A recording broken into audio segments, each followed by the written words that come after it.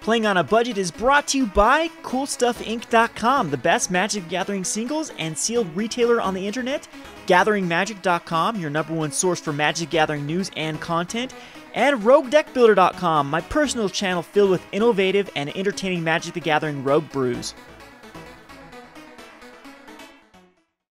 Hi there, it's Kevin with GatheringMagic.com. We're at this week's episode of Playing on a Budget. This week we're going to go and revisit an oldie but a goodie, which is Storm, which the key card in this deck, and why they call it Storm, is a card called Grapeshot, which counts the amount of spells that you've cast this turn, and then duplicates this spell for how many spells you've cast previously. So you can try to get the Grapeshot count up to 20, and then you can, or up to 19 actually, and then you can do 20 points of damage to your opponent.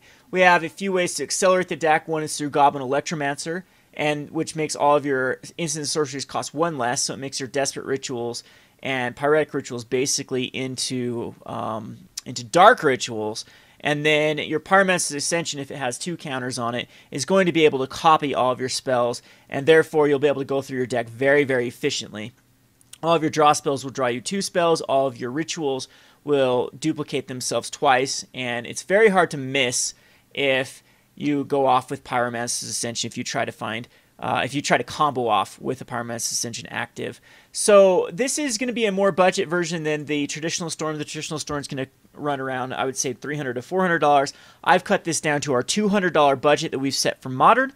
And let's just go over that budget, brought to you by CoolStuffInc.com. So if you come over here to our cart, we have $188.56 for the entire deck. The majority of the deck, a big bulk of it, is going to be the mana base here, around $8 for the 4 Shivan Reefs, $50 for the Steam Vents, and $25 for the 2 Sulfur Falls. So you can actually cut back quite a bit on the budget by going into cheaper lands than this. I'd suggest keeping the Shivan Reefs, and then you can actually go into just basic lands after that. The battle lands out of Oath of the Gatewatch might be a lot more cheaper as well, that could easily go into this deck. So why they call the bulk of this deck, though, the Past in Flames are $5, the Pyromancer Ascensions are $5. Those are the only required cards in the deck that cost really anything. Everything else is going to be commons and uncommons. You can always check your bulk to see if you have any of these.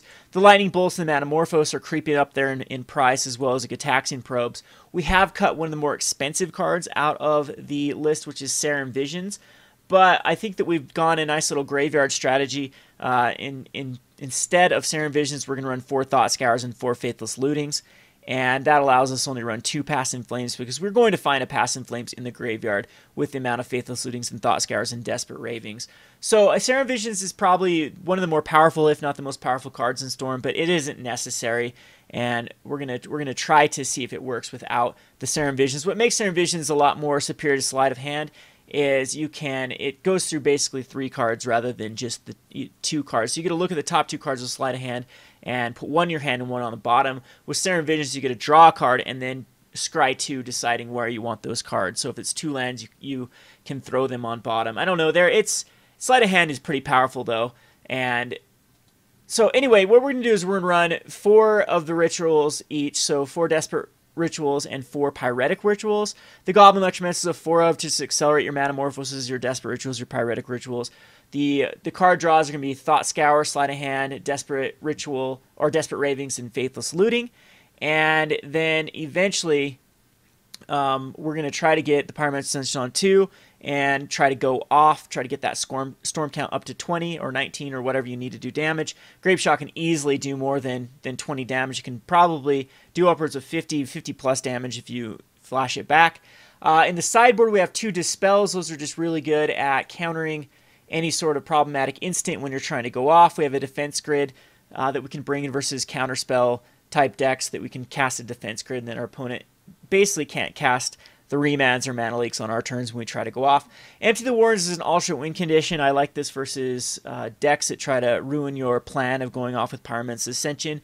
Jund is one of those matchups that can take care of your Pyromancer Ascension quite easily with Abrupt Decay, and that way versus Jund, you just try to go with Empty the Warren strategy, as you just need to get this count up to not very many with Empty the Warrens, and then you can create enough tokens that can kill your opponent within 2 turns.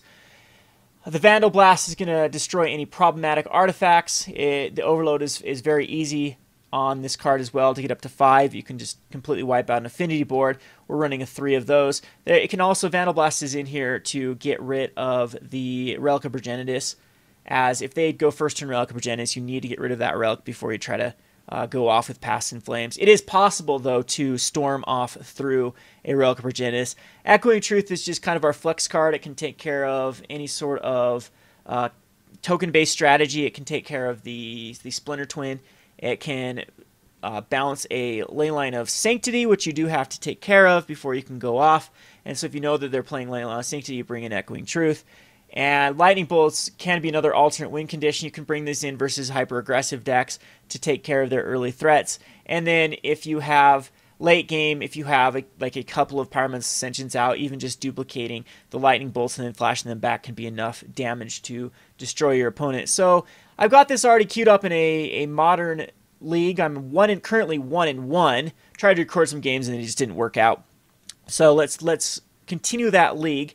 I think the matchup so far is to be Amulet Bloom, 2-0, and lost 0-2 to a take all the extra turns deck that locked me out both games on, I believe, turn 2. So anyway, we'll go ahead and play these 4 matchups. This has been Kevin with GatheringMagic.com. Thanks for watching. Thanks for watching Playing on a Budget. If you haven't already, please subscribe to Gathering Magic and check out our Playing on a Budget playlist, which contains every episode. Thanks again and hope to see you soon.